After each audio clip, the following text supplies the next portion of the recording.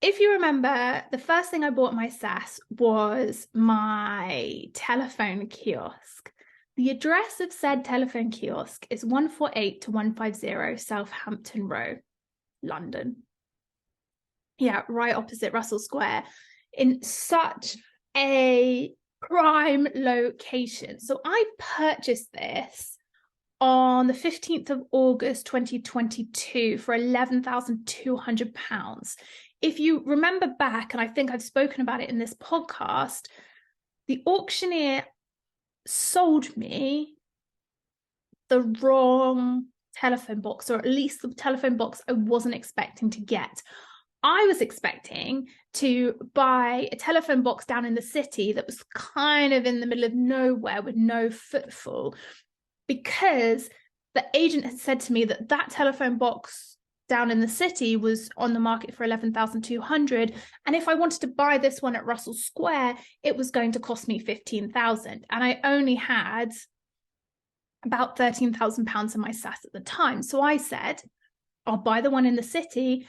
And actually, they sent me the contracts for 148 to 150, so 148 to 150 Southampton Row, and I signed that and I purchased it.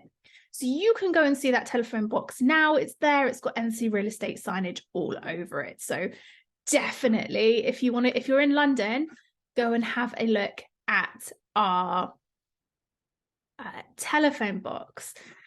Why did I like it? Why did I choose it? Well, the very first reason that I chose it was actually because I've been talking about buying a telephone box for forever, and I actually went and did it. That kind of is the reason. I like to put my money where my mouth is, but this one's in a high traffic, high footfall area. It's great for advertising. It's great for a small tenant to take it as retail property. So we got stats for the local area, and actually when we're looking at how many people go past this on a daily basis, we look at cycles, pedestrian cycles, 754 a day, two-wheeled motor vehicles, 564 a day, cars and taxis, 6,859 a day, buses and coaches, 466 a day, light good vehicles, 1,850 a day, heavy good vehicles, 366 a day, and add that all together, there is roughly 10,105 vehicles going past this site on a daily basis. For advertising, it is phenomenal. Even if you don't use the inside of the telephone box, it is phenomenal, right? So really good reason to buy it. So this was acquired through my SAS. And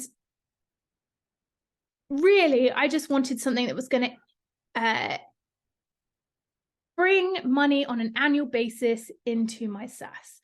So what have I spent on it? Well, firstly, to get the locks replaced and actually make sure that it was locking properly, I spent £376.20 plus VAT.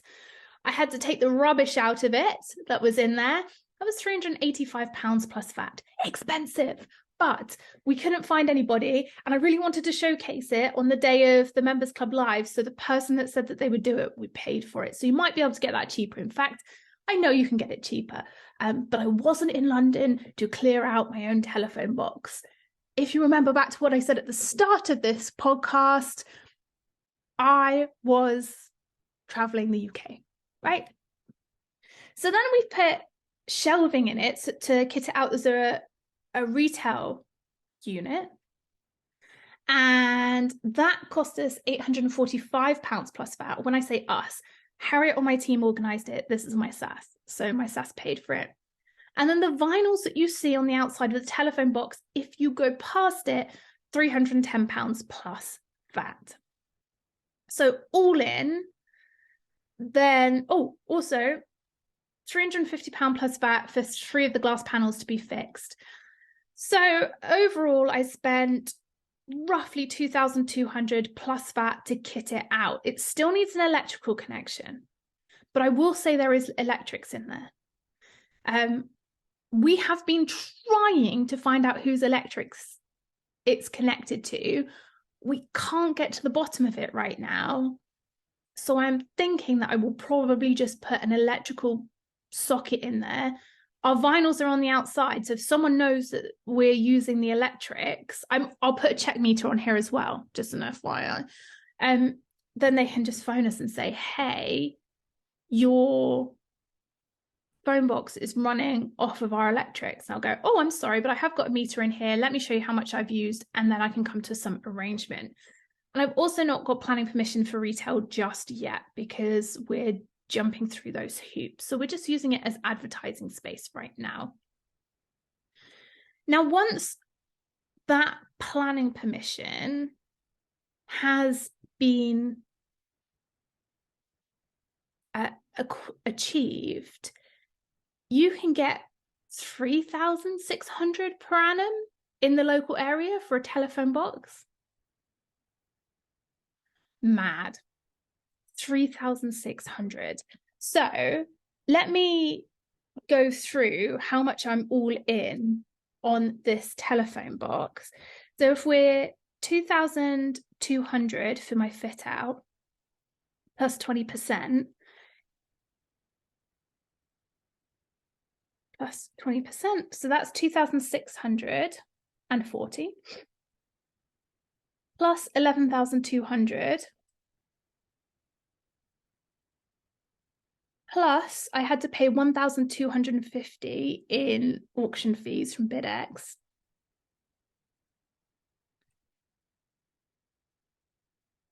Okay, so I am all in, including VAT for this property, £15,090. So at the moment, for the advertising hoarding you see on it, my business pays NC Real Estate. No, NC Real Estate pays my SaaS £80 a month, which is £960 a year.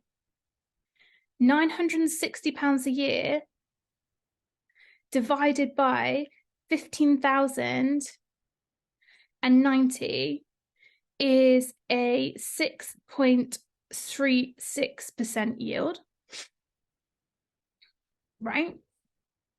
But say I get the retail use, or I just let it out to someone who's not myself, because I am letting it out to myself just to showcase what we can do in this area. So if I did 15,090 divided by 3,600,